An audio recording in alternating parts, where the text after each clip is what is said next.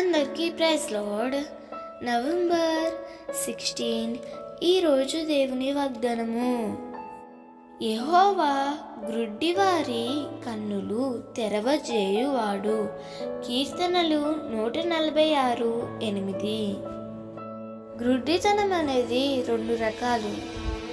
శారీరకమైన గ్రుడ్డితనం, ఆత్మ సంబంధమైన గ్రుడ్డితనం.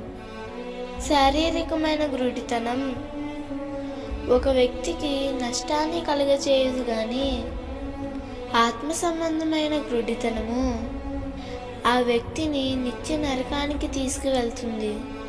త్రోవ ప్రక్కన కూర్చున్న బర్తిమై, దావీదు కుమారుడా నన్ను కరుణించు అని కేకలు వేయగా యేసయ్య ఆగి వానిని బాగు చేశాడు.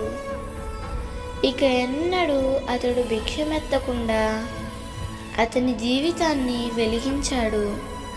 కనులు మాత్రమే కాదు, కానీ అతని జీవితాన్ని బహు గొప్పగా వెలిగించాడు.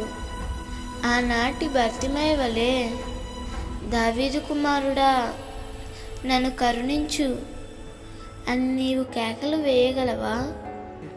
అలా వేసినట్లయితే బర్తిమై మీద కనికరం చూపిన ప్రభువు నీ పట్ల కూడా కనికరాన్ని చూపిస్తాడు. దేవుడు ఈ వాగ్దానము నీ జీవితంలో నిశ్చయముగా నెరవేర్చునుగాక. ఆమేన్.